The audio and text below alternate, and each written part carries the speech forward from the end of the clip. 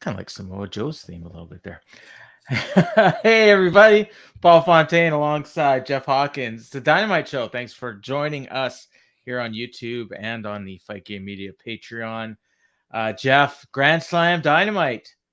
One of the biggest shows of the year for AEW.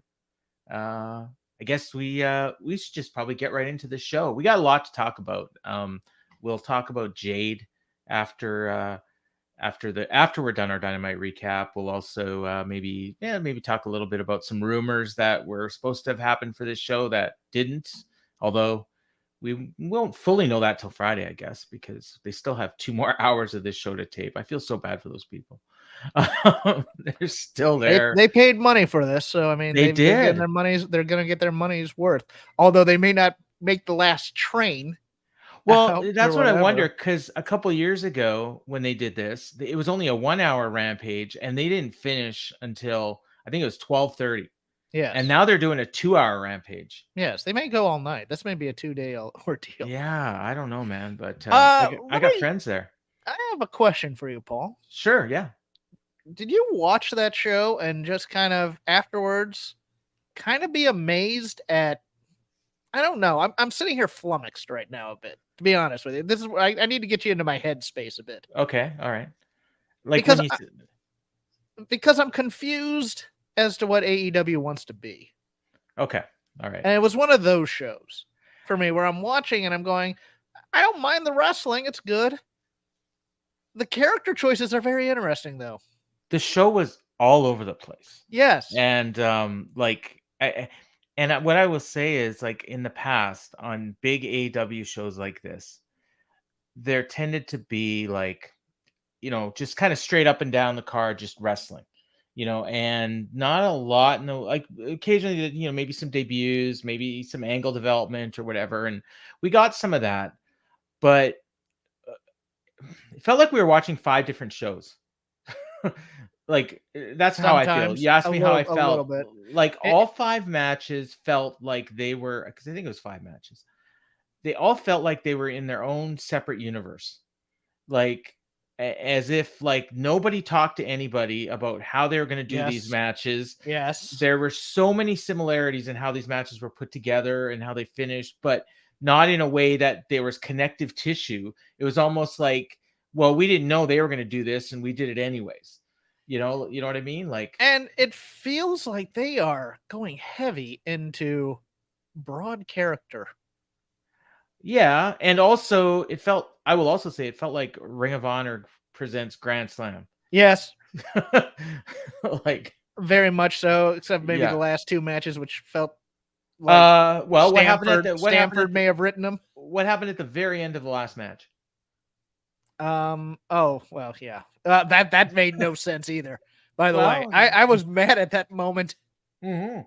It's like, but the crowd liked it. So let me get this straight. MJF screws you, and you, hey, good job, good kid. Game. Good game.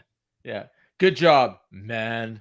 What? And somebody goes, "Oh, well, give the devil his due." It's like, give the devil. I think you're stretching things there, my friend. Joe should have choked him out. Joe should have beat the crap out of him. Is what he should have done. Yeah, but I guess maybe Joe's gonna be a face now. Yeah, but I mean, we had, I think, in 4, maybe all 5.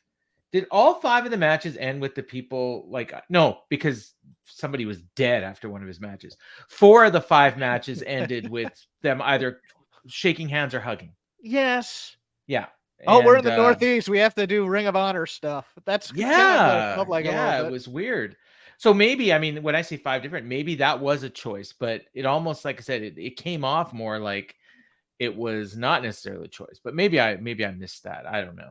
But we had hard-hitting stuff, we had comedy, we had churns, we had some nonsensical booking, which has been the hallmark of AEW. We had quite a bit of nonsensical booking in this show, which is but I mean, overall, like, they ended up, I think, probably pretty close to 10,000 people in that building, which, I think a week ago they were at like 6.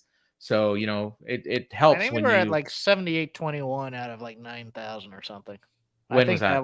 That was No. Earlier today they were at 9,500. Oh, were they? Okay. Yeah, like Mea culpa, bro. in the afternoon, yeah. Mhm. So no, but they drastically reduced the ticket prices. They were doing 2-for-1s in a lot of the sections. So that, and then plus they announced a card. They So had it set up for 11,311, and 5 hours ago they had it at 97.86. yeah, so they probably ended up with 10. Yeah, Okay. I would think. So 5 hours ago, yeah. So that's like, 2.5 hours before the show. Yeah, they would have moved another 200. Funny thing is, I said on day one, I have a buddy that was complaining. Yeah, well, there's helps when you're doing giveaways. That too. Yeah, that helps. No, my our buddy, Dean, listens to this show. He was complaining about the ticket prices, and he's like, they're not going to sell. They only did 5,000 on the first day, and blah blah blah. And I'm like, dude, they're going to hit 10,000. They're going to lower the prices on the week before the show, and they're going to get 10,000 in there. And yeah, sure enough, they did. But last year they got 13. But again, the tickets in most of the sections were double from last year. So, and they're not anywhere near as hot as they were last year. So that was a choice. But you gouge your most loyal fans, and Wow. yeah, and then you wait for the. But I think this is happening in a lot of markets now, as people have figured this out. Well, they've decided to not only do their pay-per-views in specific places, they've now decided to do their big television events in specific places. And the company isn't as hot as it was a year ago, 2 years ago. No, so you're naturally going to get these drops. I think it dropped, and they're running other shows in addition to that. Like they've run a Long Island in addition to Grand Slam, and even though they're not the same venue and whatnot, they're the same area, and they've really run Florida a little bit too much. They've run Texas a little bit too much. They've run Ohio a little bit too much, and they've run New York a little bit too much, to be honest with you. Yeah, and then they still don't get to Western Canada, which like Vancouver, Victoria, which you'll get your Collision and you'll like it, sir. Yeah, or Rampage. And tickets for some of these shows. I saw Memphis did. I think they on their first general sale day they were under 1,000. Oof. Yeah, that's not great. And they had 2,800 for Cincinnati last week, and I saw recently WWE did a house show there that did like 5,500. Yeah. So and if they did TV there, it'd be over 10. So, but it was Grand Slam, and it's one of their signature shows. It's funny, like watching the show. You kind of sometimes saw the rafters in the background and stuff, but it didn't look all that much different from a regular show, other than they had the nice ramp, and and the crowd noise was different. When it was hot, it was great, but there was a lot of times when the crowd was dead. But you could kind of hear fans trying to get things going. But when you're in a big building like that, it's a lot harder. So, to just get, in a smaller building with 2,800 people, you get like 100 people making noise, all of a sudden it catches on. But you try that with 10,000 and it's not as easy. And that's modern wrestling too. That is. I mean, I really, it was one of those culture shocks to me when I first, and this is 15 years ago or so, maybe even a little bit more. Because like the matches I went to as a kid, it was like, dangerous almost to go to a professional wrestling show where like everybody was kind of rowdy, everybody was a little drunk and stuff. Here everybody's fairly well behaved. It's just they're waiting for the time for their turn. They're when do we do our chant? Yes, when do I do our chant, and those types of things. It feels very sterile at times. And that's not what AEW used to be. They used to be more like the old school, like it was younger crowd. They were a lot more lively. They were into the product and they were into the matches. And now it's more of like a WWE kind of crowd where they're there for the signature spots and they're there for the chants, and and they like who they like. What was I going to say? Oh, I would also say, and we'll talk about the opener in a second, but I get the logic of having Claudio and Eddie open the show, but I think it kind of hurts some of the matches that came after it because it was so hard hitting and it was so different and the crowd was super into it that I think they kind of got burned out a little bit. And then, we got some of the other stuff and it just, those matches didn't quite get the reaction that I was expecting. I don't know how you felt. I'm torn by it because I think I think maybe you should have kept Joe and MJF off of this show if you're going to do Claudio and Eddie, and you know, you do other things because no, I think you're right. I mean, because part of me says you end with Eddie as ROH champ. Yeah. Especially because ROH kind of doesn't exist, but it does. Maybe you know, they could have had. Maybe they could have done Eddie and Claudio on Rampage. Ooh, no, nobody's watching that. Well, you want to get people to watch it. Yeah, I know. You want to get people to watch it, but they won't. Yeah, just thinking like, and then it's the main event of the actual show, you know, and then you're going to get that internet buzz. Hey, Eddie Kingston won the title in the main event of Rampage. Maybe we're going to watch. You know what I mean? Like, or like you have to ramp up something. You have to give them like a blood fight after this thing to get them back into the show, because I agree it deflated the crowd a little bit, but you know, AEW does that sometimes. Accidentally, they put a big matchup on first that just absolutely sucks the air out of the room, and you're like, okay, follow that, and it becomes a bit hard, and they eventually win the crowd back, but it's one of those things where it's like it takes 2 or 3 matches. I think you could have opened with Jericho and Sammy, maybe, then done Moxley and Jericho, then do Eddie and Claudio at the top of the second hour when you normally have your biggest audience. Or you format it as 2 hours. Yeah. And you plug it that way. Like the main event of hour number 1 will be this, and the main event of hour number 2 will be the world title match. That could work too. But we did start with Claudio Castagnoli and Eddie Kingston for both the Ring of Honor title and Eddie Kingston's New Japan Strong title. Although I will say they barely even mentioned Eddie's title. Like this was all about the Ring of Honor title. And in retrospect, they should have just made it for the Ring of Honor title, in my opinion. But Ian Riccaboni was on commentary. They showed it was kind of cool. They showed Claudio warming up in the background. He's wearing a Ribeiro Steakhouse jacket, which I thought was funny because Eddie got one of those when he did his Japan tour, but I don't know if it was Eddie's jacket Claudio was wearing or what. But while he's warming up, he kneed Wheeler in the ribs. That was kind of funny. I laughed at that. That was good. Yeah, and then they showed Eddie, and he was getting pumped up by Penta. Wheeler should have sold it a little bit more, though. When he he just kind of like he just kind of stood up. Learn to sell, kid. Come on. Yeah. Eddie's getting warmed up by Alex Abrahantes and Penta, and he comes out. Crowd's chanting Eddie, and this was just this was like an All Japan kind of match, New Japan Strong style, whatever you want to call it. Just a lot of forearms and chops and just a different style and intensity from everything else. Bryce Rensburg was the ref, and Excalibur mentioned that they had a long history. They fought to the outside. The crowd at one point was chanting, "Fuck him up, Eddie, fuck him up." They were singing. Eddie kept, hit his back fist a bunch of times. Claudio at one point countered the back fist with a headbutt, which was interesting. Then he gave him a Saito suplex on the ramp. Claudio stomped Eddie's hand on the ramp, which was supposed to end up stopping the back fist, but that never really played into anything later on. They just kept going. They went through a commercial. We didn't get the picture-in-picture here, so I mean, I normally skip through it anyways, but I couldn't even see what was happening. But they came back, and the crowd was still hot, so I imagine it was great. They just kept going. Forearms, chops. Claudio's chest was bleeding from the chops by the end. Eddie's face was all red. Like, I don't know what was going on there. So then Claudio goes for a Ricola bomb. Eddie reverses. They did a cradle exchange. And Claudio hit the European uppercut, which got a pinfall the last time they wrestled, but Eddie kicked out. And then he went for another Ricola bomb and he hit it. And then Eddie just barely got his shoulder up. And that was a great near fall. Crowd went nuts. And I kind of thought when that happened that Claudio was going to win because it was such a great near fall. And that's kind of how they usually do it. Excalibur brought up that Claudio has a 10-2 record. Then Eddie hit 2 spinning back fists. And then he hit a suplex. And then Eddie hit a third back fist. But then Claudio countered with a Northern Lights. Claudio hit an uppercut. But then Eddie countered with a back fist. And then he power bombed him and got the win. And the funny thing is like they really built, and then that finish just kind of, I don't know, I wasn't expecting it. Yeah, and it was kind of anticlimactic, to be honest. It was a little bit, yeah. Like I thought there was about 5 other spots where they could have done the finish, or they could have done something after the power bomb.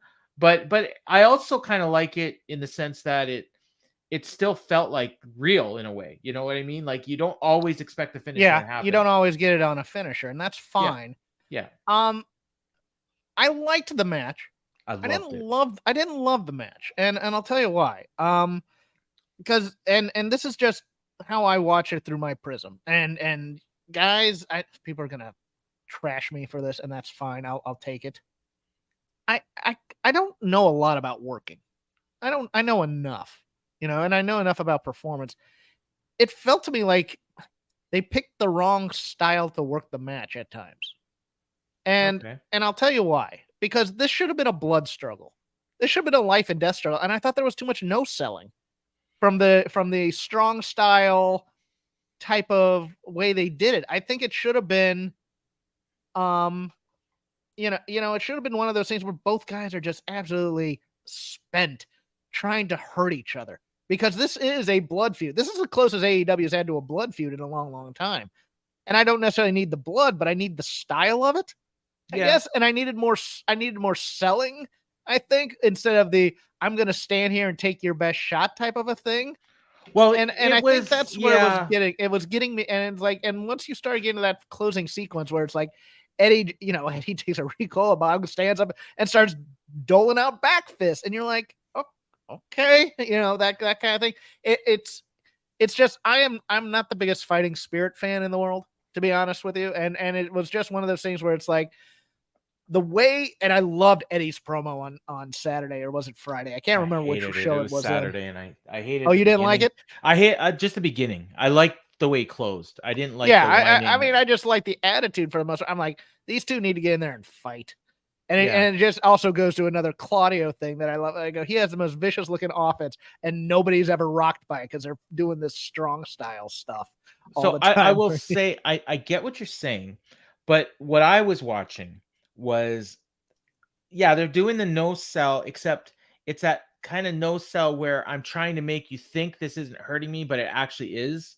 Yeah. So, like where Claudio would take like a back fist, and you could tell it rocked him, but he's like standing up and like, okay, like do it again, because that didn't hurt me, even though it actually did. And so you could see it, and you could see his chest bleeding and everything. Yeah, so it's actually hurting. It's actually hurting, but at the end of the match, he needs to be staggering around and just trying to do a back fist as opposed to and he's done strong. that before. Yeah, like I think it was the Ishii match or the Nagata match that he had on like a pre-show where he was doing that. Like by the end of the match, where he's like doing his back fist, but he barely hit it. But he hit it. And so Jason here, Sideswipe 70 said it's playing off Kawada telling Eddie to use the power bomb to win instead of the Northern Lights bomb. Okay, it's a good story. I don't know where it's from, but Jason, he's telling the story better than the announcers did. Yeah. I guess maybe this was on social media or something. I know, Eddie met up with Kawada. Let me explain. I mean, even for my criticism, I liked the match. It was fun to watch. It was just one of those things where I'm watching, I'm going, this feels like the wrong genre. And it just was kind of nagging at me a bit, because I'm just like, yes, both guys are tough. We get that. That's why they're in the ring together. Now beat each other up some more. Well, it's kind of what I was expecting. So I guess, in that sense, like, none of what you're saying really matters. Resonated with me. Yeah. I loved it. I thought it was one of the best openers that they've ever had on Dynamite. Someone else brought up Orange Cassidy and Danielson at Grand Slam a couple of years ago. I don't really remember that. It sounds awesome. Jason reminds us it's from StarCast, so it's like they're doing angles from.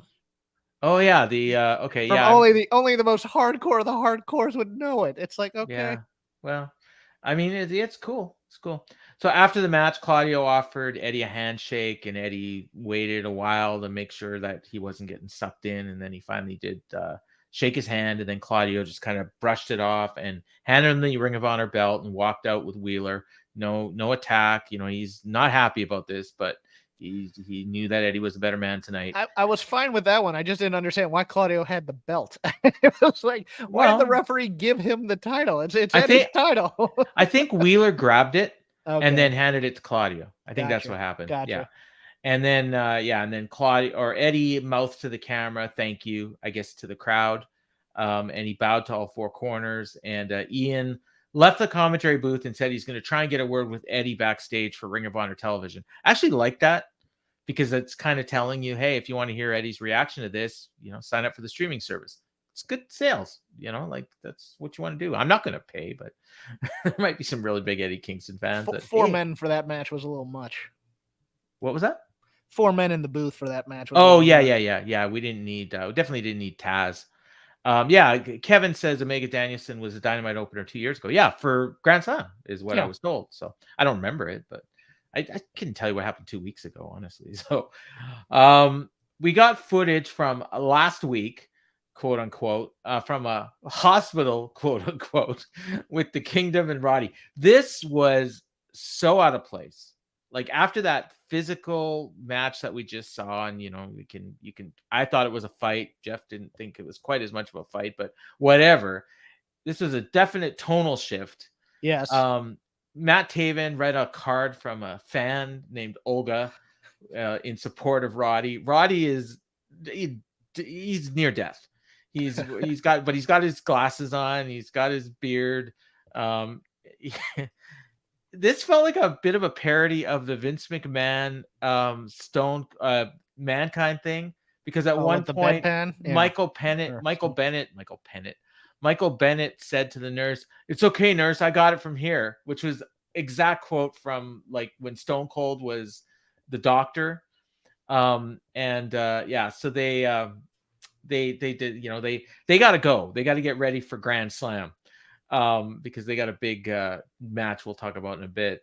And Roddy wished them luck. And then just as they're leaving, Adam Cole shows up. Oh yeah, Roddy was in just about unconscious and screaming, "Adam, where's Adam?" And then Adam shows up out of nowhere. And he's like, "I'm here, buddy. I'm here." And so, "Oh, thank you, Adam. I'm so glad you're here." So anyway, you missed the best part of this. What was that? Roddy's screaming, "Adam," because he hears Adam Cole coming into the room, because he says, hey, Roddy, where are you? Where you go? Adam. Cole comes up and goes, "Roddy, open your eyes." There you are. Oh yeah, I did miss that. So Kingdom leaves.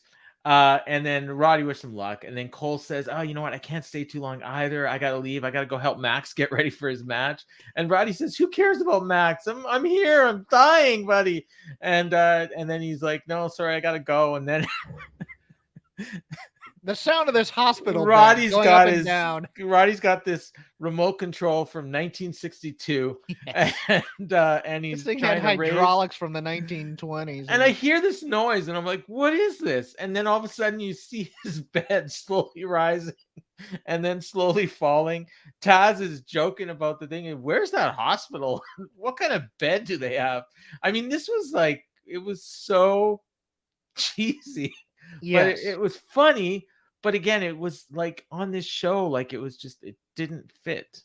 But Jake and Nader, I see your comment. I'm gonna save it until we talk about that match. We'll save it for a good one. But it fits though in the crux of when you said it reminded me of McMahon and Stone Cold, or Mankind, both. I think they were both in that sketch. And then Max doing the Mean Joe Green Bret Hart homage later in the show. Maybe it fits more than you think. Could be, yeah. There was a lot of that tonight. But yeah, it was, like I said, in a different setting. I mean, I still kind of enjoyed it, but it felt weird. Then we cut to Renee with Christian and Luchasaurus. She's like wearing more makeup than Toni Storm. And she's got this jean dress that I've never seen her in, which is kind of a cool look, I guess. Canadian tuxedo type thing. Yeah, there you go. Christian said he's walking through these guys, Darby and Sting. They're wrestling on Rampage on Friday, and he's ready to move on. But he says, "I know what you want, Darby." And he says, "So I got a challenge for you. 3-way on Collision for the TNT title, me, you, and Luchasaurus. But if you want the shot, Sting's not allowed at ringside." And then he says, "So I'll give you the handicap match, or I mean a 3-way match." And then he says, "And Darby's you're just like the Yankees and the Mets. You got zero chance to win the championship." And the crowd booed all that. And then just before they left, he's like, "Oh yeah, one more thing. Bring the boy." That was a nice touch at the end. Reminded me of Blues Brothers a little bit. This was a little better. Yeah. Do you think they're actually gonna? I think they're actually gonna put the title on Christian. That's what I've heard. In a 3-way. That's what I'm thinking. Yeah. I don't know if he's gonna pin Lucha. I guess he pins Lucha. I think Maybe. he's gonna pin Lucha. Yeah. Or Lucha's just gonna lie down for him. Yeah.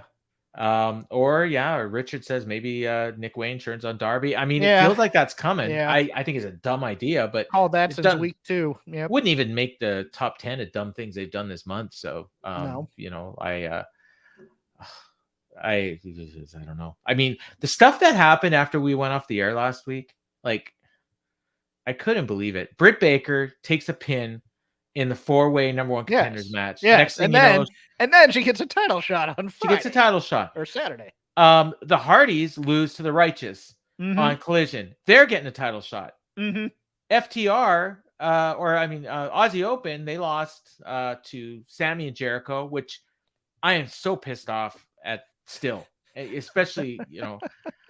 And they lost especially now. Yeah, and they lost to MJF and Cole, and they were geeks in a battle royal, and now they're getting a title shot. Yeah. The Young Bucks, they lost 2 straight pay-per-view matches. They're getting a trios title match.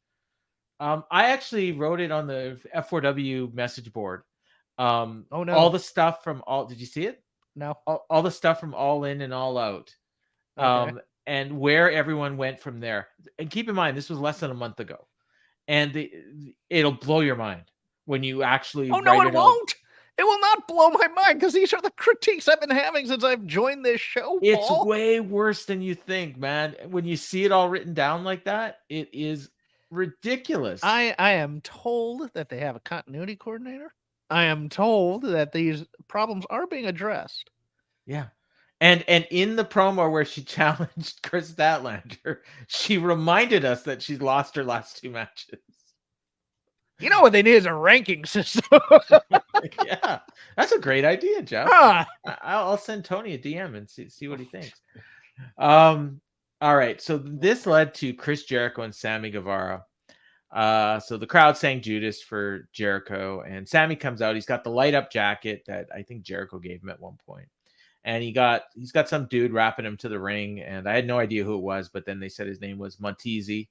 The rap kind of sucked, and I like rap, and I didn't like this.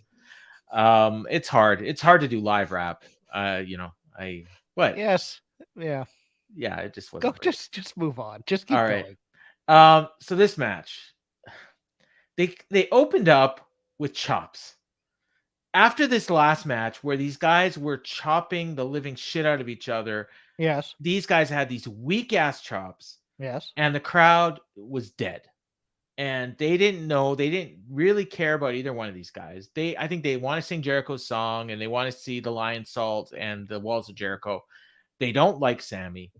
All this work they did to build Sammy into a baby face and it was getting over in certain areas, whatever. Don't take all my points here, but yes, keep going. And then they didn't give 2 shits about anything Sammy did. So anytime Sammy was on offense, they were dead. When Jericho would come back, as long as it was a signature move, they would be into it. It doesn't help that they were missing spots left, right, and center all over the place in this match. And people were they were selling it anyways. Sammy kept going for the GTH. Jericho was, he reversed it into the walls. That was where they finally got the crowd. Then Sammy went for the ropes, and then Jericho pulled him to the center. Of course, Sammy powered out, and then that's when the crowd died again. Hit a flying knee. Jericho put him to the top turnbuckle. Sammy hit a flying cutter from the top rope. No reaction. Jericho hit a bulldog and a lion salt, and then the Sammy kicked out, and the crowd booed that.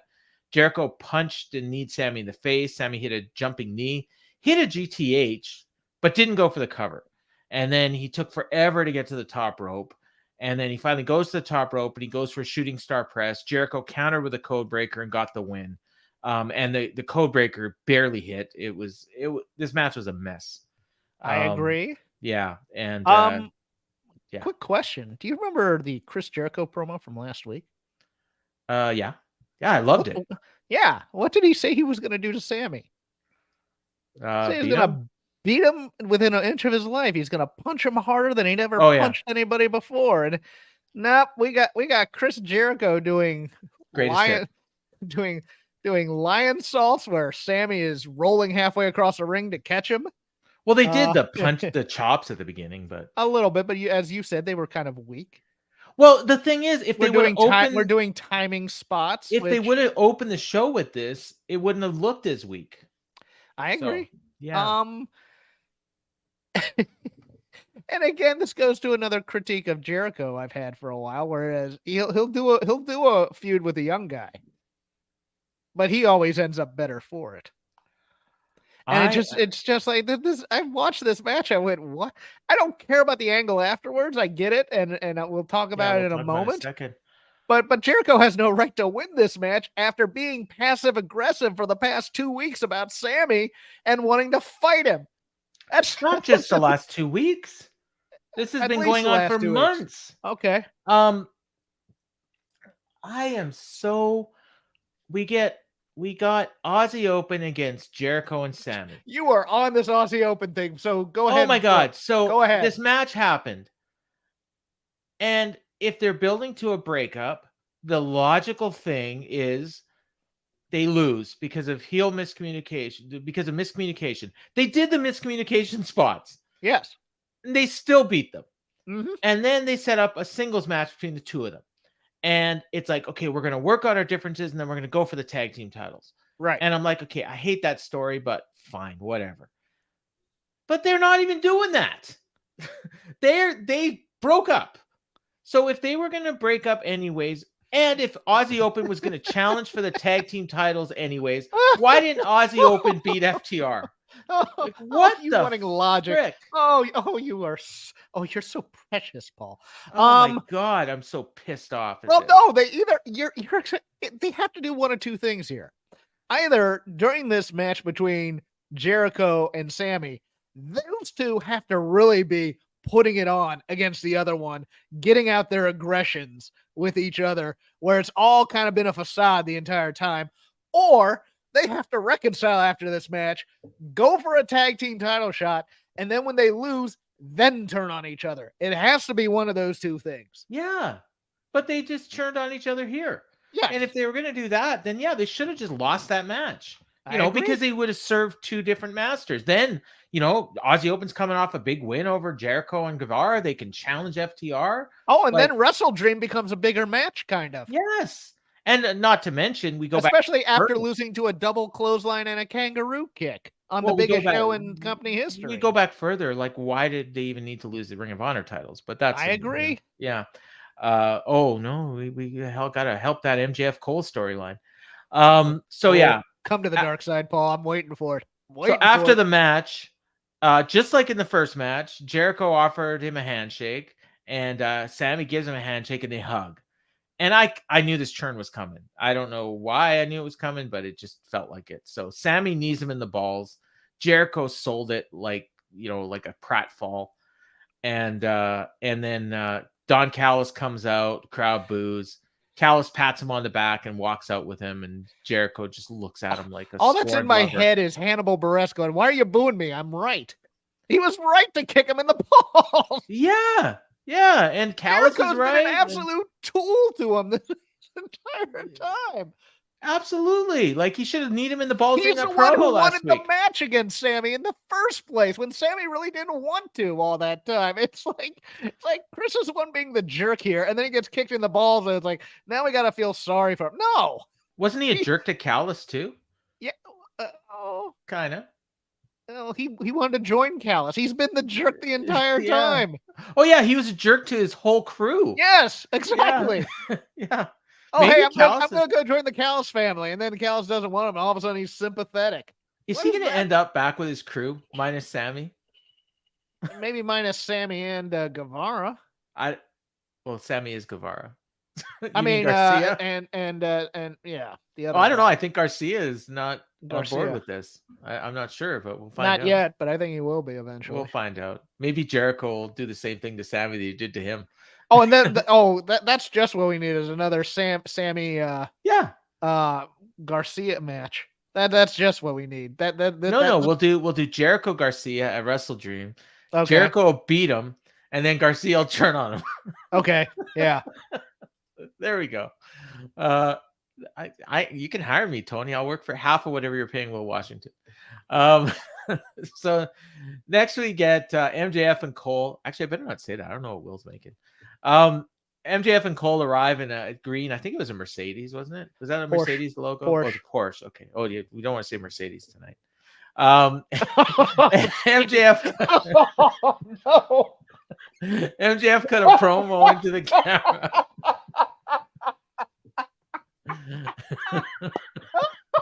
Jeff is dead. DED, dead. Go on. I'm going to mute myself for a moment. All right. There's not much here.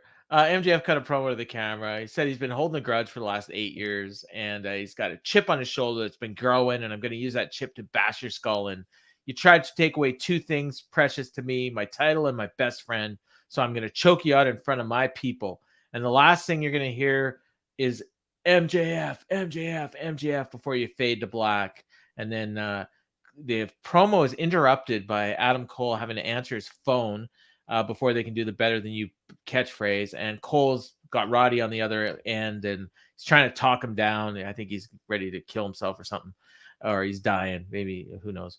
And MJF just looks at the camera. He says, "Your ass is mine." And that was that. Someone suggested this promo should have aired after the Eddie Claudio match instead of when, the stuff that we got. And that's, they should have reversed the two. They should have done that promo and then do the. You could have done this after the Jericho Sammy thing, and then Cole answering the phone and then having to go check on Roddy. That actually makes sense. I kind of agree with that. I really, man, I did not think the comedy cut this promo. In terms of I just really wanted the MJF part of the promo, to be honest with you. There wasn't really a lot of comedy, but no, but it's Roddy. He's really, dude. That kind of stuff. Just do the promo and then have Adam answer the phone in the background or something like that, and then subtle. Remember that one? Subtlety. Remember that one time when I think it was MJF doing a promo, maybe it was Roddy, and you had MJF in the background on the phone with Britt, and you couldn't exactly hear what he was saying, but you knew Britt was pissed off, and he's trying to calm her down, but it wasn't focused on. So It was that was better. I don't mind it being non-linear, and I get and I liked the continuity of it. I did. It was just one of those things where it's just like, no, I just want the MJF part of the promo here. I want the build for the later in the match instead of that comedy. Yeah. But the MJF kind of nailed his part of it. Yeah. So that was good. We got Renee in her dress jeans again, and she's in the hallway with Don Callis and Sammy, and she asked him, what's going on, and Sammy's like, Callis says this will all be revealed on Rampage. So good guy, trying to promote the upcoming show. And they run into Garcia, and they do a stare off, and Callis says, "Hey, this kid's money," and they walk off. So Callis is still trying to recruit Daniel Garcia. Garcia's not interested. There's a part of me that also think he turns on Sammy to take Garcia. Oh God. And then look, Jericho and Sammy are back together again. Going for the tag titles.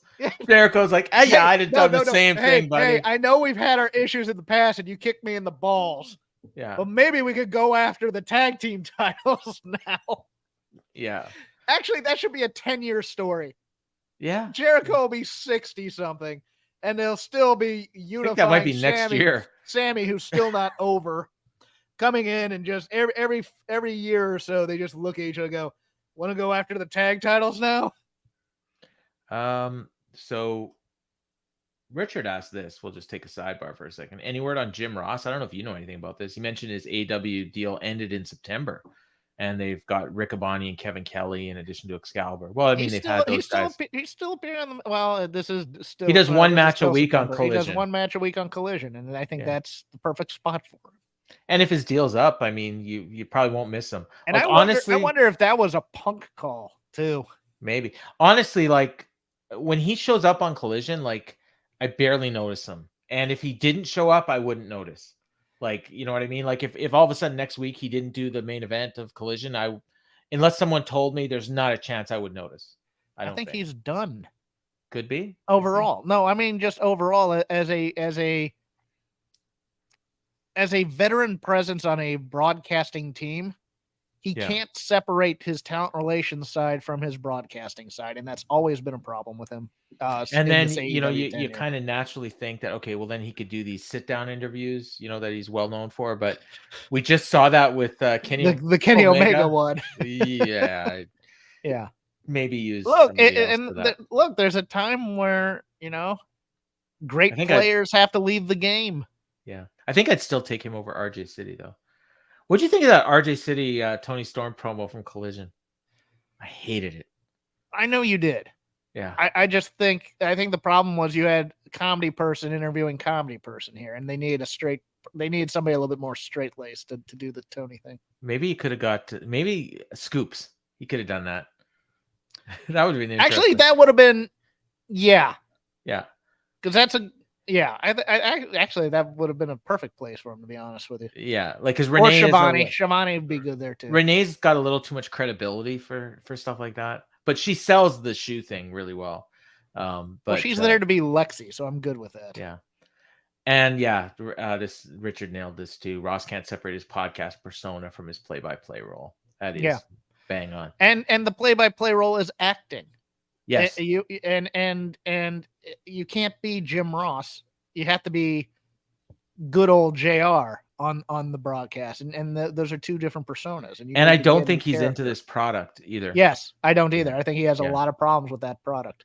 Yeah, and I think you can tell that they don't listen to his notes, and that comes through in his commentary. Well, I tried to talk to so and so. He'd do that occasionally.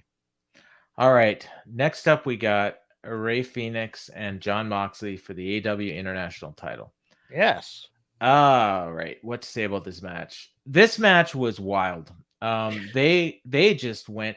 At one point, I thought they said it was a street fight, but maybe they were just saying, oh, is this a street fight? Because they started out. It sounded like they said it was a street fight at the beginning of the match, and I was like, is it? Okay. Yeah. Well, I don't know, but because they were wrestling outside the ring, but then the ref didn't ring the bell until they got into the ring. But I mean, maybe that's just how the match starts, no matter what. But either way, it was. I would say it was exactly what you would expect from a Rey Fenix Jon Moxley match, but it wasn't even that. This was a weird match.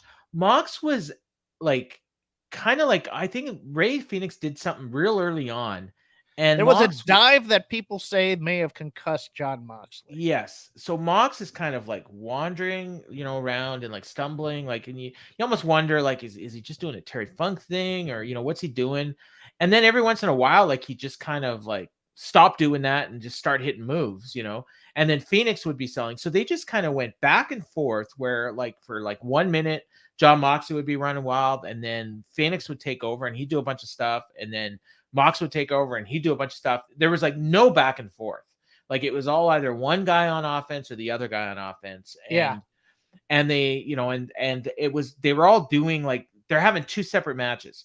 Mox is having his regular, beat the shit out of his opponent match, and Rey's getting his stuff in. Yeah, but and no attempt from either guy to work the other guy's match. Yes, and so they go through a commercial, and at the same time they weren't fighting for each other's style. It was more of it's almost like an agreed upon. Okay, I'm going to be on offense for a minute. You're going to be on offense for a minute. Yeah, I'm going to be on offense for a minute. You're going to be on offense for a minute. And the crowd was not as into this as I was expecting them to be. There were times when they would hit, but I think the problem is that they kind of like both guys, but they're not really sure who they're supposed to be cheering for. And Phoenix is obviously a babyface, but they like Mox, so they go through the commercial break. They come back. Mox had hit a gotch pile driver during the break, which again, it's weird. Mox matches are weird. He doesn't not. Most of these guys, when the commercial break is on, they don't do a thing. Moxley just wrestles his match.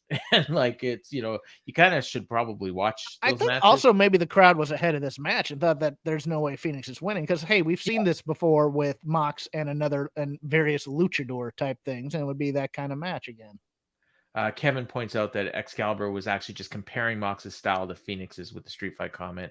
And then he also points out that he's always disliked Phoenix because he's a ticking time bomb to hurt himself or someone else. And we'll get to that right away.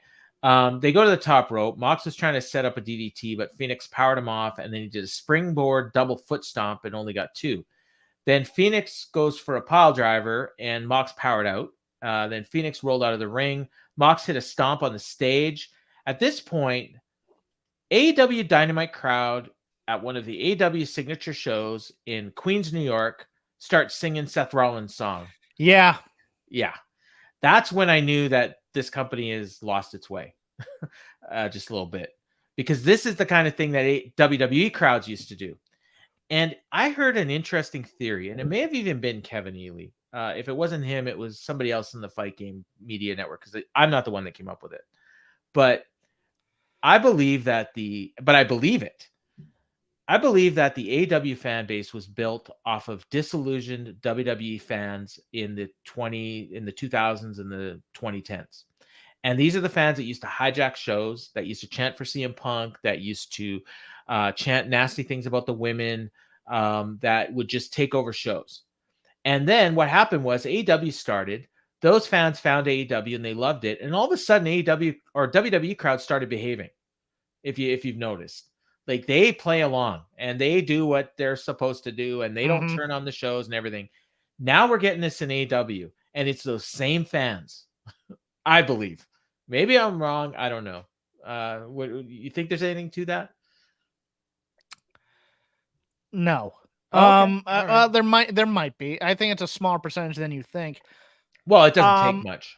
I'm of the opinion that both fan bases are relatively the same. They just like it with different players.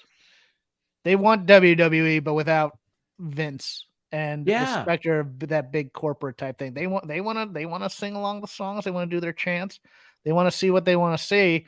And if it's not important, they're going to tune out until it's time to start cheering kickouts. And they want a billionaire in charge, but they want a billionaire that's on the message board. I think the conditioning ain't the way that American wrestling fans have been conditioned needs to be changed somehow. And I don't think that AEW has taken enough of a strong, different tonal tact to do it. Well, the thing is, they've kind of always embraced it. Yes. And they've even played into it at times. They have embraced that they are the populist choice, so to speak. And that, we listen to the fans, we listen to the people. All right. Yeah. You're going to listen to them then. Yeah. So after that, they go back in the ring and back to the top. Phoenix powered Mox off the top, and then he hit a Senton Atomico, and then he hit a pile driver in the center of the ring. Yeah. And I didn't really notice, how he hit it. But ref counts 1, ref counts 2. Mox doesn't kick out. Yeah. It was like, and the ref stopped counting. And the announcers are like, maybe he got his shoulder up. So I'm like, I rewound it to watch. Mox did not move. So rather than end the match, Phoenix picked Moxley up again, hit another pile driver, and then cradled him for the pin and got the pin. 1, 2, 3. I'll go back to this comment from Jake Nader 722. AEW refs are serious amateur hour. Knox lets Mox take another reckless driver after that first one. Referees must keep the guy safe and count to 3 no matter what if one cannot kick out. Absolutely 100%. This is a rule in WWE. Mox yelled an audible FU to Knox after Knox didn't count. Somebody forgot the ending, I think. And I don't know if it was Mox or I don't know if it was Knox. So you think this was the actual Mox, end? Knox, Fox, Sox, Mox, Knox. Do you think this was the actual ending? Like my impression was that Mox got knocked out, and I don't think Phoenix was supposed to win the title here.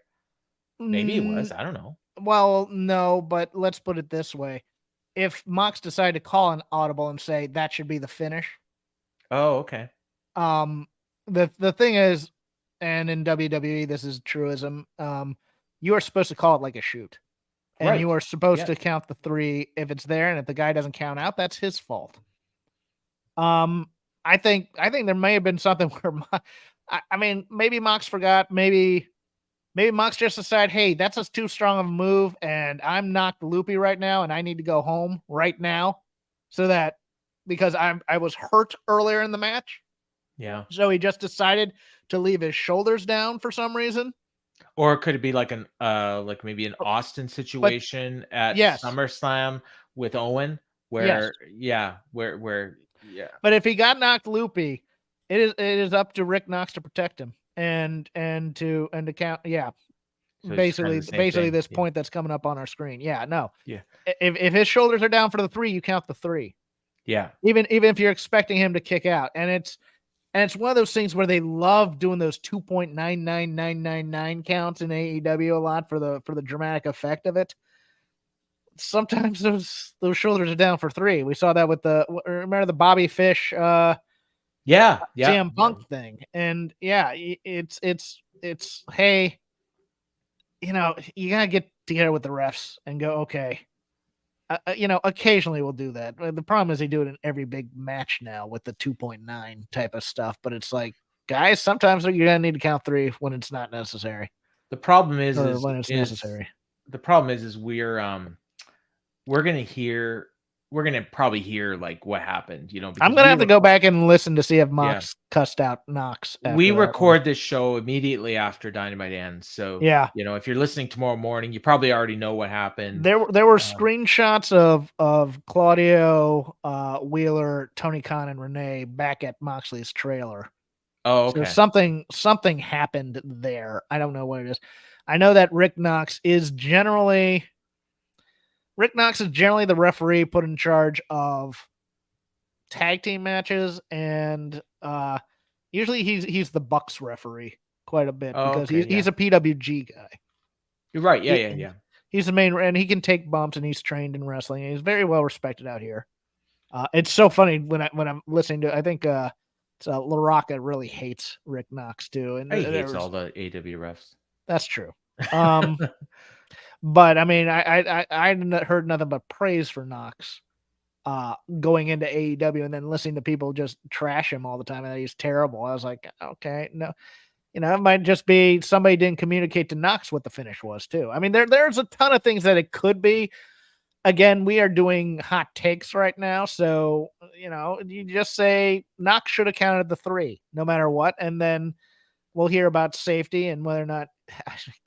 I tried to watch that pile driver spot a couple times. I couldn't tell if the head was bounced, but I don't know if Rey Fenix is the safest person in the world either. So it could be a bevy of things. I just retweeted something that somebody posted, and I think it's what you were talking about with the screenshots. It's Claudio, Wheeler, Renee, Tony Khan, and Mox. And apparently, I didn't see this, but Mox flipped off the crowd when he was leaving. So, yeah. Oh boy. Okay, here's a question. If Mox is out the next 3 or 4 weeks, to have Phoenix drop the title at Wrestle Dream? If so, who gets it? Who would have beaten Mox for the title? Orange Cassidy, Miro, Jay White? I'd probably just give it back to Orange Cassidy, honestly. But Miro's not a bad choice. Jay White's not a bad choice. None of those are bad choices. No, not at all. I don't think Phoenix should have this title for very long. Wardlow. Hey, there you go. Seattle, you know, I don't know. Is there any Seattle guys that Nick Wayne, Swerve, Nick Wayne, Darby, but they're all going to be involved in other things. Swerve's got something going on. Maybe they'll add Phoenix. Oh, Swerve could win the OC, could win the title like in next week, and then go into Wrestle. He's lost. Yeah, he's lost his last couple matches. He should be number 1 contender. Fuck this company. All right, Doc. Yeah, Doc was in immediately checking on Mox, and Phoenix was celebrating, and they were deliberately avoiding shooting Moxley because you know they weren't quite sure what was wrong with him. But and we cut to the back, and Joe did a promo, and you could hear at one point during Joe's promo the fans were chanting for Moxley. So I guess that's probably when he got up. But he starts with he's Max. He says, "Feel it, Max. It's great celebrating. Tonight's the night of consequences. You've told the world how you harbored a grudge. Be prepared to hold that grudge a little longer because I'm going to beat you in your hometown in front of your people. This time I'm going to take what I tried to take from you all those years ago, not just your future, not your championship, but your dignity." It's like you can, and then I wrote down you can hear the fans chanting in the background. So this is just a solid promo. So this probably wasn't the 20-second take of this promo then. No, this was live. Oh yeah. Oh sure, no, tell that joke. Yeah, I did no, because you know what? When you said 22nd, and I thought you meant like 20 seconds Gotcha. Yeah, Gotcha. so it didn't Take click. 22. It was a 20-second promo, but yes, it that's true too. might not have been the 20-second take.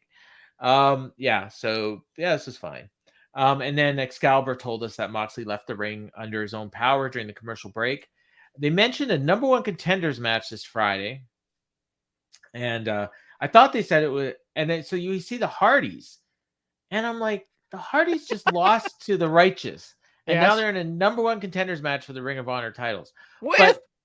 With the Kingdom. Yes. With Best Friends, who mentioned that the Hardys just lost, and why are they getting this title shot? And what about us? And the Righteous. And the Righteous, who just beat them. Yeah. Why not just do the Righteous and the Kingdom?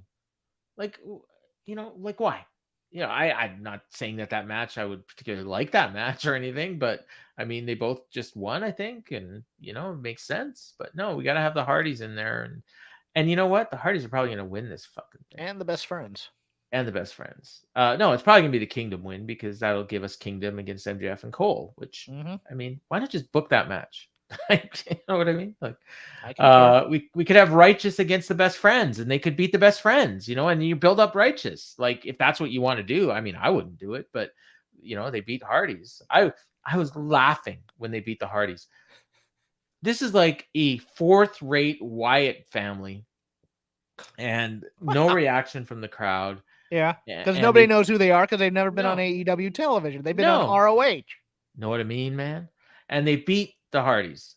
So whatever. But you know what? It's good. Sometimes you got to do that. But you know what? Then go all the way with them. If you're going to do that, have them beat a few teams and then lose to the champions. Like, that's good booking. We've been doing some interesting things. We now have Bear Country eating ass. We have the Workhorsemen all of a sudden getting title shots. The Workhorsemen, who have been on TV, I think, twice. Once. Yeah, not counting AEW Dark, yes. Yeah. And, well, like I said, TV.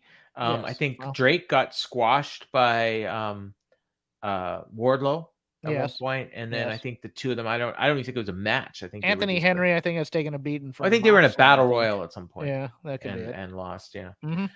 But so Toni Storm's got a new entrance video. Yes. Portrait of a Star. The arena goes black and white. She's got this new music. It's like her 5th new entrance song in the last 2 months. I miss that old stripper music. You are cranky today. Well, I'm gonna get crankier in a second. Outstanding. I mean, I like this video. It fit the character perfectly and everything. But all it needs is the vaudevillains, yeah. But I want to know, if those same fans that would not shut the fuck up about Karrion Kross's entrance are also complaining now, or is it just because it's AEW and Toni Storm's the flavor of the month for now? No, Karrion Kross was pushed down our throats, Paul. We love Toni Storm. Right. But they did the same thing. And it's, why does the arena go black and white? It's fine. It fits the character. And even Garrett responded to me on Twitter with this. He asked me, how is that even the same thing? One of those was serious and one was tongue-in-cheek. How is it the same thing? Because it's black and white. That's how it's the same thing. That's your answer. Yeah, take that, boss man. Yeah. We'll have a new host of this show next week. Yeah.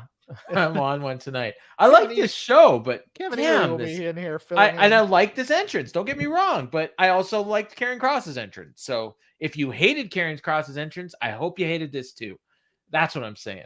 You just want intellectual consistency, which you're not going to get, because the problem is AEW will do something very Stanfordy, and they'll defend it as being actually good, as opposed to the cinema of WWE. No, there's no intellectual consistency. It's all tribalism, like that Kingdom thing earlier, or like what the thing we're going to talk about in a little while, which again I thought was hilarious, but it was totally out of WWE. Yes. Yeah. So anyway, so she's got the entrance song is great, and she's got the classical music. It sounds like it came out of the 1920s. She's doing her posing and everything.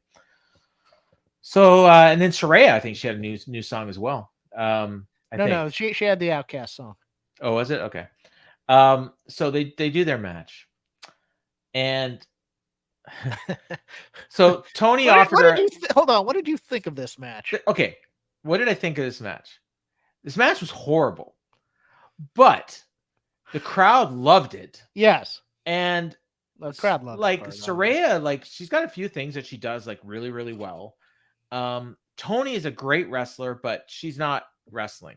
Like she's playing a character and it's fine. But wrestling is about performing and getting the crowd invested and you know what I mean, and everything like that. So in that sense, like the crowd was more into this than just about anything else on the show. I was shocked. Want to know why?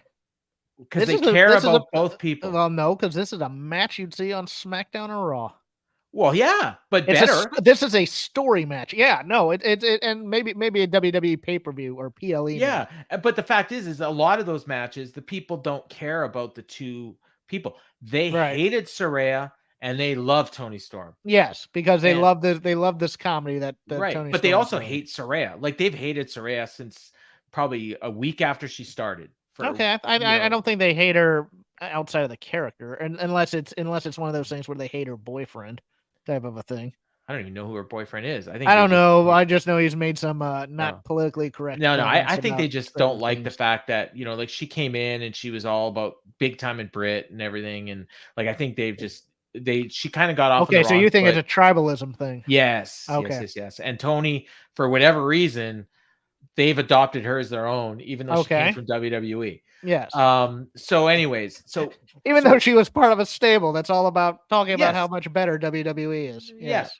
So this match was all built around both of them cheating every chance they could get. Yes.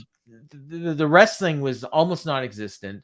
Saraya did the one spot that I just love that she does with the rapid knees in the ropes. Like I love that. Like she usually does it from the outside, but here it was part of the match. They kept trying to distract the ref, and they were, you know, Toni rolled under the ring at some point and then came out with two shoes, and she's using the shoes as weapons. And the crowd was, like I said, was just totally into everything. They go to break, they come back, and the crowd was dead at first, but then they started doing the yay boo spot, and the crowd was like right back into it. And then the key spot in the match, Toni pulls off the bottom turnbuckle to set up the hip attack. And then she grabbed a spray paint can, but Ruby took it away. Then Ruby passed it to Saraya, and Saraya sprayed it in Toni's eyes. And then Saraya hit the nightcap, and the crowd thought that was a finish, but Toni kicked out, and the crowd just went nuts. And then Saraya's doing head stomps in the turnbuckles, so she does the top one, then she does the second one, then she gets to the bottom one, and she can't do it because, you know, they're still friends, right? And but then Ruby's yelling for her to do it. Yeah, and the referee is warning her not to do it on that exposed turnbuckle, which makes no sense then that he won't warn Toni about hitting her in the same exposed turnbuckle. Well, it's story time. So then she went for a kick, but Toni caught her and put the foot down, and then she kissed her and hit the Storm Zero. Crowd popped huge for the kiss because hot lesbian action, another WWE staple. And then she puts Saraya in the corner against the exposed turnbuckle, and she goes for the running hip attack.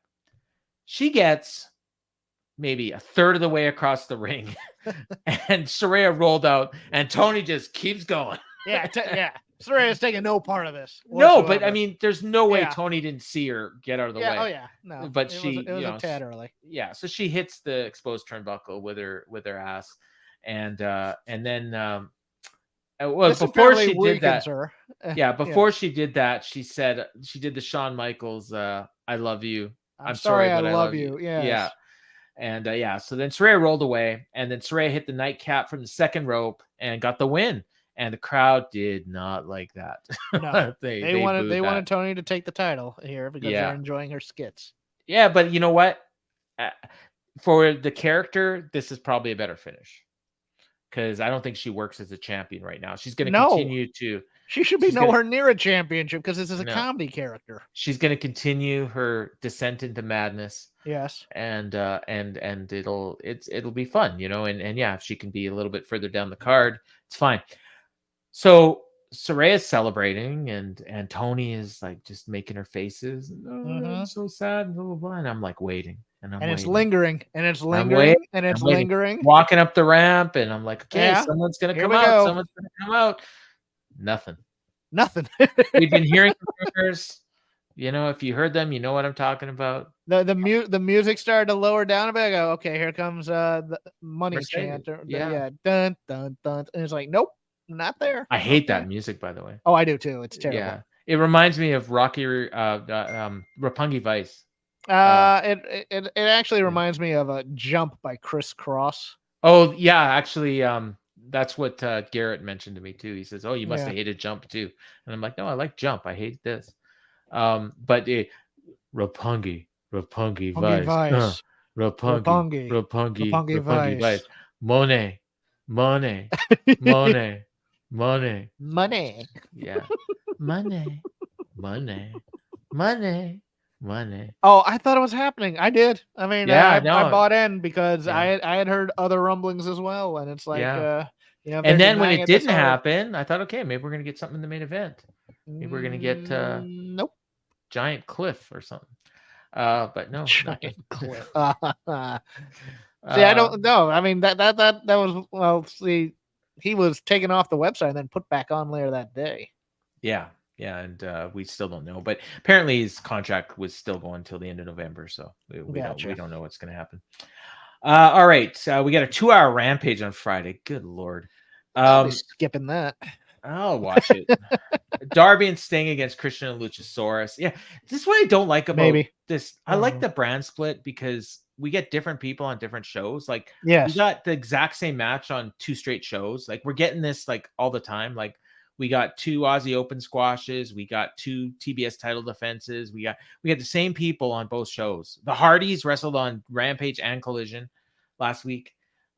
So yeah, we got Darby. Paul, you know what to do. You need to go to the internet and start tagging people and start complaining, and then your criticisms will be addressed by Tony Khan.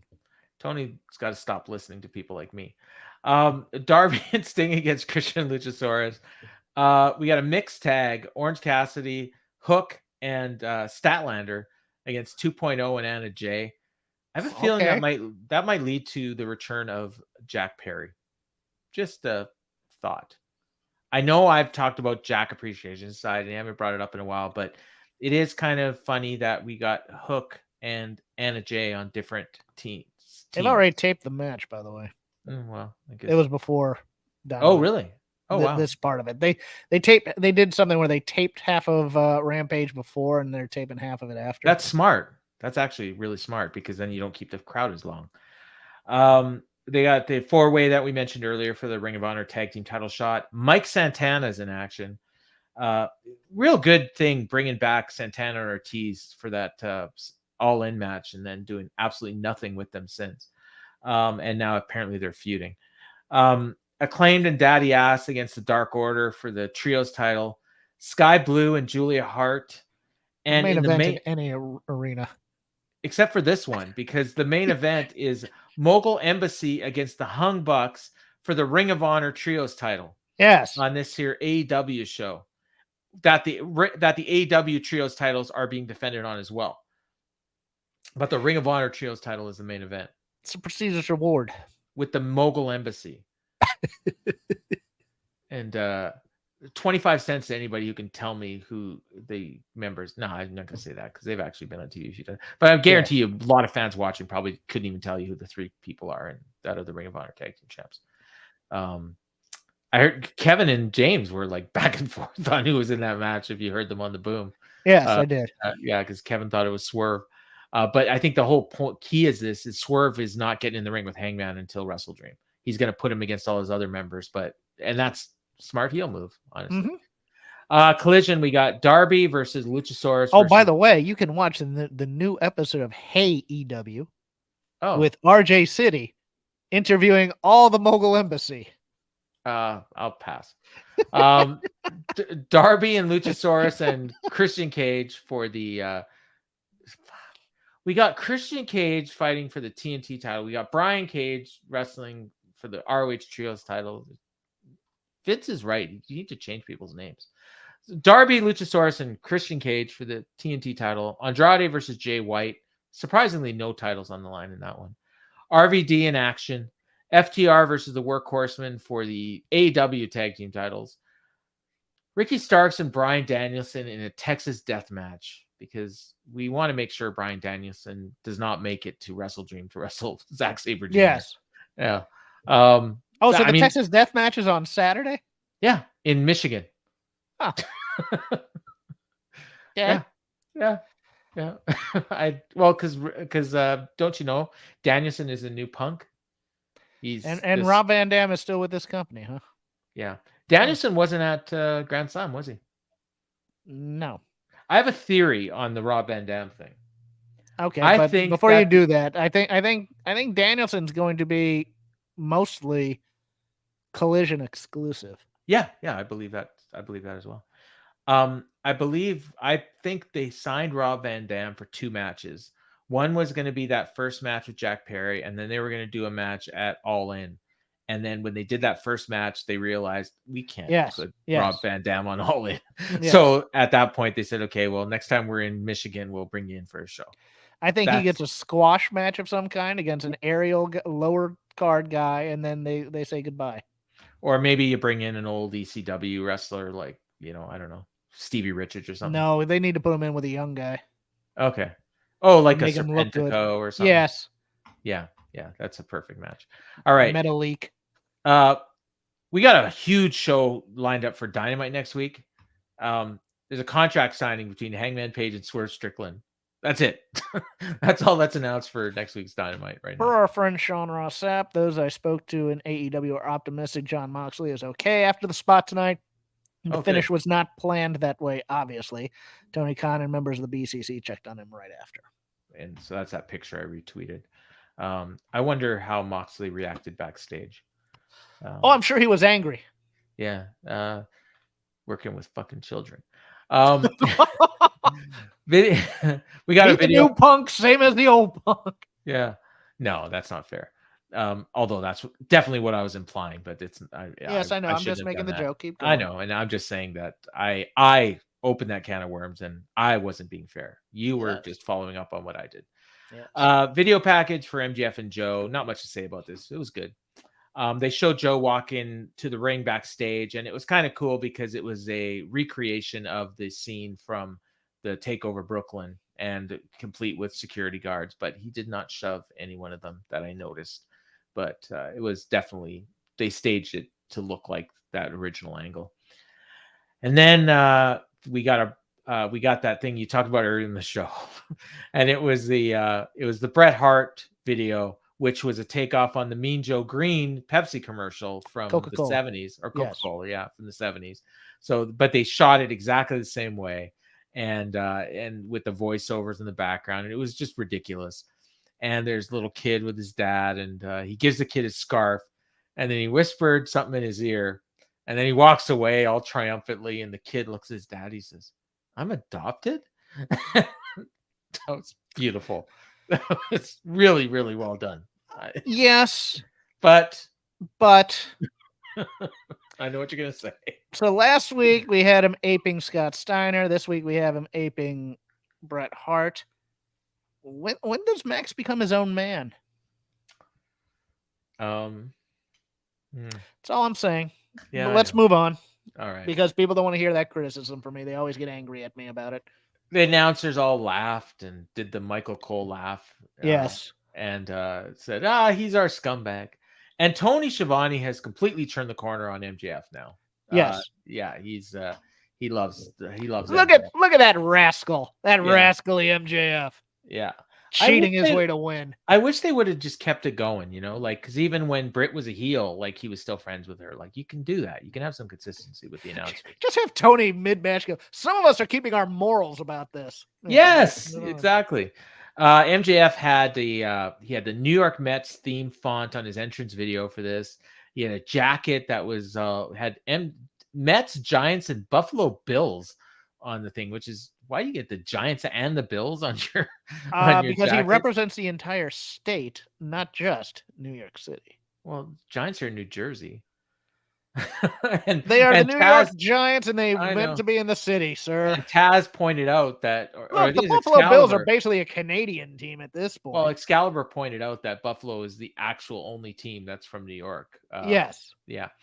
But and then the Islanders were on his jacket as well. They mentioned that Joe is 10-1 on Dynamite. Adam Cole wasn't out there. I guess he's still checking on Roddy. And he takes off his jacket. And he's got a Better Than You, Baby shirt in Mets colors. Yes. And his trunks were also in Mets colors. So big Mets fan. I believe he had pinstripes on for the trunks part. Yeah, for the Yankees. No, the Mets have pinstripes too.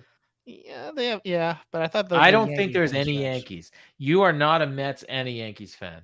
I am not. No, you're not. Oh yeah, you mean? Yeah, and there was no Rangers on here either. No. Yeah, the New York is very tribalistic. Yes, no. Trust me, I'm a yeah somewhat lapsed Mets fan at times. Okay. I've gone over to the Dodgers. Since, I wish he had a better team to cheer for though, because the Mets suck. Oh, the Mets stink. Yeah, and every year they spend a lot of money. In fact, I don't know why he'd take pride enough to unless he's a real fan of the Mets, to actually wear these losers' uniforms on there.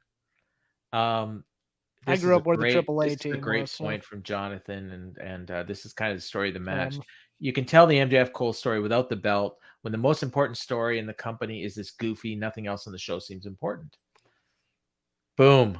Jonathan is a listener of Shake Them Ropes. Yeah. Boom. Here comes the boom. Yes, separate your comedy from your main event stuff. I agree. Yeah. So this match was, it was a Samoa Joe MJF match with MJF basically getting the shit beat out of him the whole match, doing a kind of almost a Hulk Hogan parody match, where he was kept, like Hogan would always cheat at some point in his comeback. And the fans would love it. And that's what happened here as well. He was biting. He was low blowing. He was doing whatever he could. Joe had to be an inept monster here almost. Where he's like kind of being a comedy pratfall guy. It was kind of weird. Yeah. Whenever MJF got something on him, like it was, like he would sell it and it almost looked comical. But Vader, he was not here. Yes. No, but he was more like one man gang against Hulk Hogan. Yes. Like where one man gang is a good call on this one. Yeah, like he was beating him from pillar to post, but then MJF would get his comeback, but his comebacks were few and far between. And the crowd, they were not for Joe at all. They were 100% behind MJF, and so it led to a lot of being down on Joe. I don't think they hated Joe. They just really they didn't want him to win. Right. So every time MJF would get his short comebacks, they would be totally into it. Joe eventually went to the outside and he pulled up the mats, and Excalibur had to make sure and tell us it wasn't concrete, it's plastic. Why are you doing that? I thought it was wood. It doesn't even matter. It's supposed to be vicious. You don't have to bother telling people what it is. And he got him to the outside. They went back and forth. MJF. Well, remember, pile drivers don't matter in this company anymore because people can turn their neck. Well, except for Moxley, apparently. And he forgot the lessons Regal told him. The second time you just killed me. Why do they do pile driver spots here when they just had the thing with Moxley earlier? Yes. Okay, continue. This is what I was talking about earlier when you have different things going on. So Joe hit the pile driver on the wood. Doc Samson comes out, who was just out checking on Moxley. I love this spot of Joe just clearing them all away and throwing. Yeah, the trainers are all there. Joe's beating off the train. Well, he's fighting off the train. Phrasing. Yes. He's not Lauren Boebert. Yeah, so he rolled MJF into the ring, but he only got a 2. And then MJF pulled him up and he tells him to give up. And then he starts slapping him silly. MJF collapses to the mat. Goes for a clothesline, but MJF picked him up and hit a Liger bomb out of nowhere. And both guys are down. Fans start chanting, "This is awesome." They both get up. They do a chop forearm exchange. MJF hits a thrust kick. Joe had rapid forearms, goes for a clothesline. MJF reversed into a sleeper. Joe reversed that into one of his own. MJF hit a low blow, and he pulls out his diamond ring. He gives like the devilish grin to the ref. And then he went for Joe, but Joe pulled the ref in front of him. Ref sees the ring, takes the ring away, and then Joe low blowed him and hit the muscle buster, but only got 2. And then all of a sudden, Joe is like doing the WWE shocked face, like, "Oh, I can't believe he kicked out." Crowd's chanting MJF. Joe puts on a sleeper. Out comes Adam Cole, and he's cheering MJF on. I don't know if there's anything to this, but MJF with his Better Than You Baby jersey, his was white. Adam Cole comes out, his is dark. So I thought that was like a One's the home, one's the away jersey. But yes. Well, I know that, but it's I thought merchandising. It was They're gonna good probably and sell these bad. things. Yeah, Good and bad. That too, yes. Yeah, so maybe Cole is foreshadowing something. Adam Cole either twisted his ankle or blew out his knee. Yeah, like running to the ring, right? He jumped off the ramp. Oh, okay. Yeah, and then he's just limping around, and I'm like, is this a storyline? Have we learned nothing from Punk? Stop jumping off the ramp. Announcers never pointed out, so that should have been the clue that it was a shoot. Yeah. Yeah. And so MJF hulked up, or I wrote down MJF'd up, and MJF'd. That's like he effed up. MJF bit him to get away, and he rolled Joe up for 2, and then he puts in the rear naked choke, but Joe powered out. Ref gets bumped. MJF grabs the tag rope, and he used it to choke Joe out while Adam Cole was distracting the ref.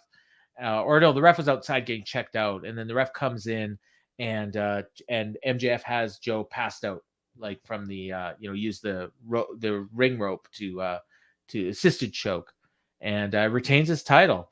It was a spectacle. It was it's a good match, I guess, but it was weird.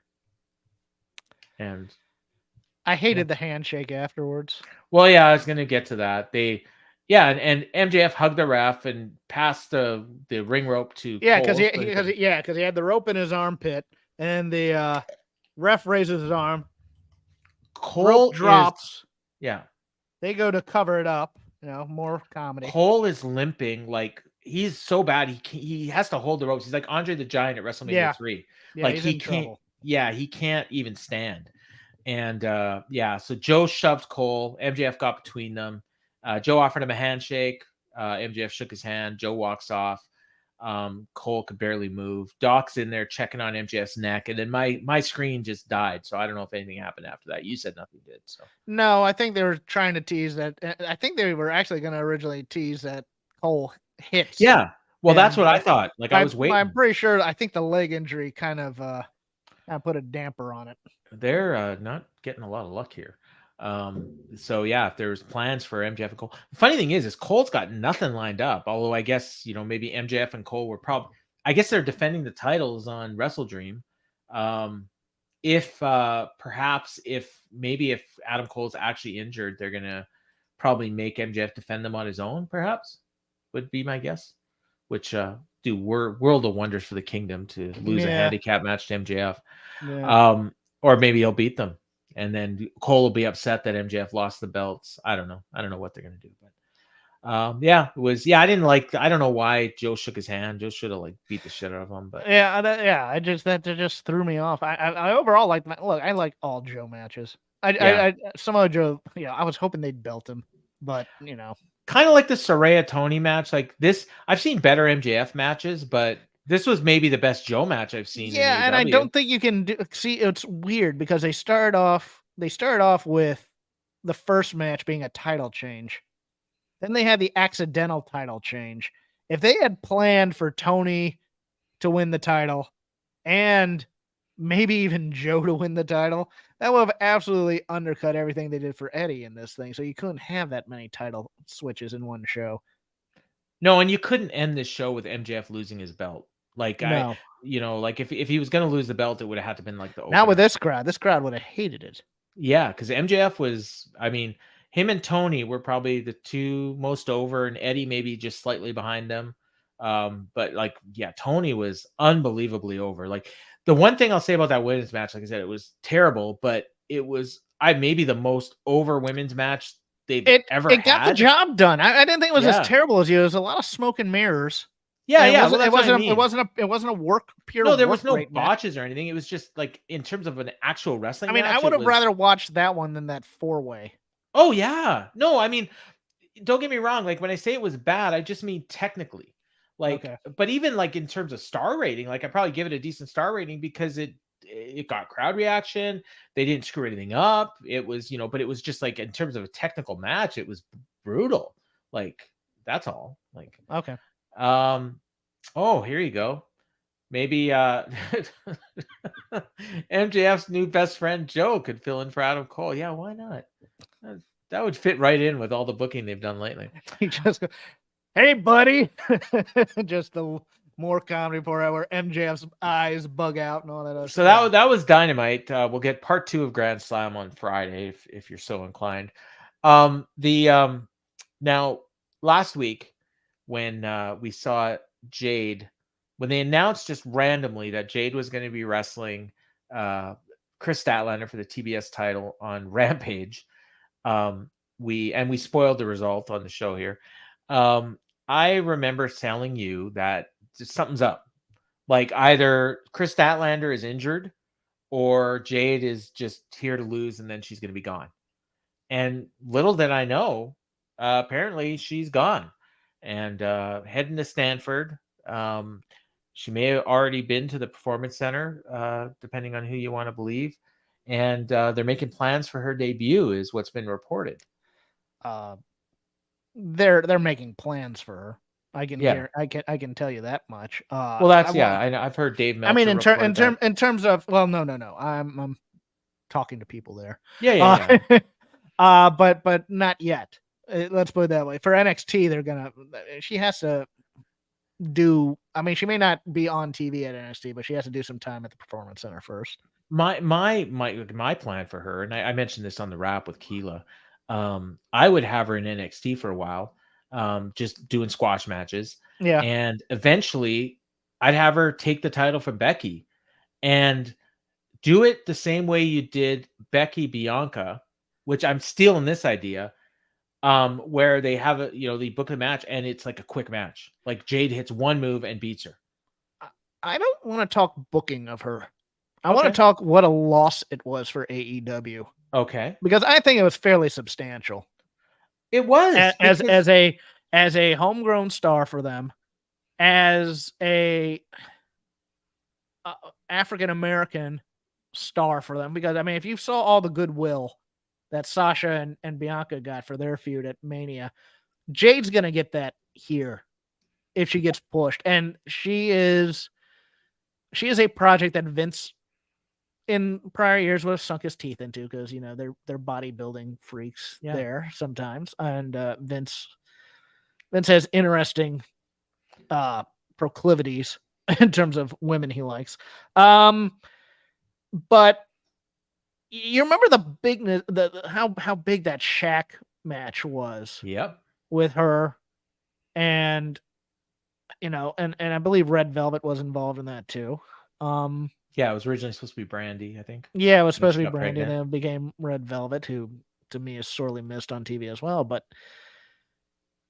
you can have the hardcore say that she can't work. You know what? Blah blah blah. She was a star for. If you saw not her, only that, but she had some good matches. Yeah, I mean, and on pay-per-views, she was pushed as a mega babyface. Yes. And she got the reaction of a mega babyface with her daughter on those shows. Yeah. And I don't think people are giving. I haven't heard a lot of, oh my God, kind of worry. No, about it's this all as a loss. Oh, they didn't need her. They didn't need her type of stuff. I disagree strongly. Yeah, I do. I think Jade.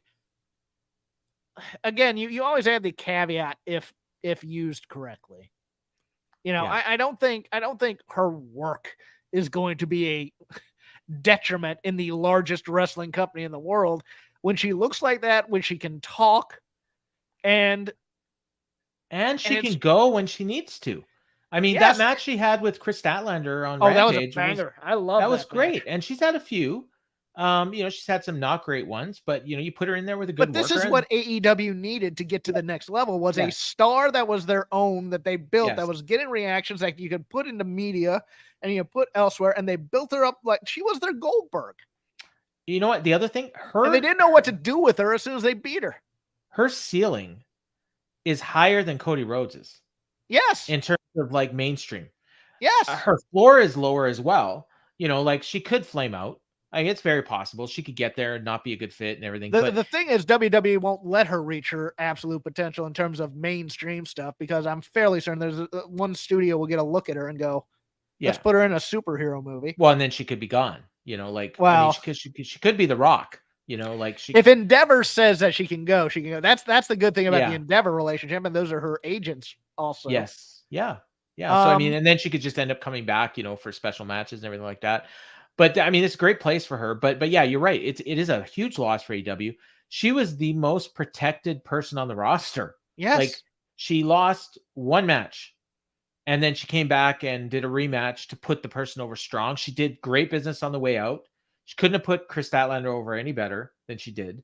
They had a great match. That hopefully she works main event style. Yep. In terms of WWE main event style. I mean, she's gonna be fine there as long as she plays ball and does other things. Get torpedoed. There's a couple people I'd keep her away from. Yeah. Charlotte, Nyla. Yeah. Which may be the first two people they both put her with. Yeah, I don't think she's getting rushed necessarily, but I mean she'll be there sooner than later. But yeah, she's the type of person, and I don't think I'm overstating this. You can back me off on this one. I am willing to be backed off on this one. But that's the type of character you need to build to not be number 2. Yeah. I know. I know that there's a lot of male wrestling fans who watch AEW. Well, women's wrestling will never be as over as men's wrestling. Blah blah blah. Becky Lynch is a bigger star than half the men in WWE. Well, the fact is, though, in this company in AEW, when you're only doing one women's match a show, yes, it would have been, I will say, impossible for her to be the number 1 star in the company because of that. And the same thing goes for Mercedes if she comes in. And theoretically, Mercedes is going to just take Jade's spot if she's signed. And the shot callers in the women's division, no matter which one you were talking about over the years, had different visions of what this division was going to be, and none of them were making Jade the main star. No, Jade, she was off. That's why she was given the TBS title. What was it that they to say about Cody? What was that famous thing that Kenny said about Cody? He was in his Codyverse. Codyverse, yeah. Jade was in her Jadeverse. Yes. And now she's going to go over to WWE, handmade on a platter. So you got both Cody and Jade going over to WWE and showing maybe they can what they could bring back Brandy and she can do that promo again. Is it open mic? Well, see, what they need to do is find a way to be able to get Jade to be able to say, cut the shit. I don't think they'll be able to. Well, where did I see this? I think it was Brian Alvarez said you need to bring Shaq back in an ambulance. Oh.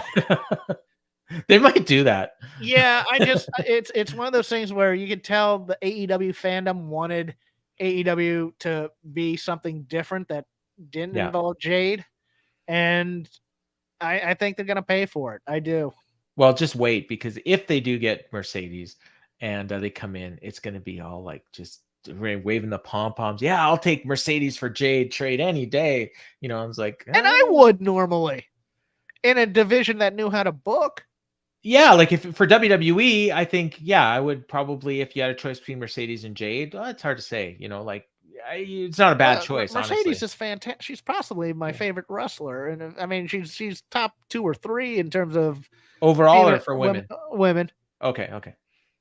And I mean she does the high spot. I mean she's always game to do something dangerous that is beyond her physicality, and that's what I love about her. And I was telling you this off air. Look, there's also the chance she comes in there as the quote unquote savior of the division, and that gets the women who are already there grumbling. That's very possible. And then, that's kind of the Punk treatment sort of type of thing. I'm here to help you guys, but we don't need your help. Well, We've been here for years. And with one match per show, theoretically, she's going to be taking at least one of those a week, possibly 2. Mm-hmm. So that means one less match for everybody else. Yes. So but we'll see how that goes. I thought there was something else we wanted to talk about, but I can't remember what it was. So maybe we'll just end it since we're already over our 90 minutes. Unless, all right. So Grand Slam. We'll talk a little bit about Rampage if anything happened on there next week, and Collision and all that. There's so much bloody content. I mean, another pay-per-view next week. I'm like, dude, like if I didn't have this podcast, I'm not sure what I'd be. I will say Collision. When I watch Collision on Saturday, it's like the first time since Collision started where I was questioning, do I really want to keep watching this show? Oh, okay. Like, I did not like that. Like, it wasn't a bad show. It just felt pointless. Like, we had a really good opener, and the main event was really good, and I liked half of the Kingston promo. But the rest of it, like some of these matches, like I'm sitting there watching Anthony Bowens and John Silver, and I'm like, what am I doing with my life? Like, this match just wouldn't end. And then there was like 3 matches like that. Andrade and freaking Scorpio Sky and Well, that Righteous Scorpio Sky push lasted 3 Oh, yeah. weeks, didn't it? No, maybe I think this is his second match. I'm being sarcastic. Yeah, Righteous and the Hardys. I'm like, good Lord, what am I doing with my life? And I was yeah, watching so, college football, and I never. well, I got was around to too. it I on my watched DVR. Collision on Sunday. Okay. Yeah, no, I'm like everybody else. I'm watching Coach Prime. Like I'm all in on Colorado that. State should have won that game. The cowards. Okay. Yeah. So Jeff, give us your plugs. At Crap Game 13 for arcane references, bad jokes, bad takes. People hate me on there. I don't know why, but I can. Nevertheless, I persist. I do a show on Voices of Wrestling called Shake Them Ropes. Myself and Chris Novembrino. This week we'll be going over all things WWE and ROH. Why are you voguing? I don't know. Okay.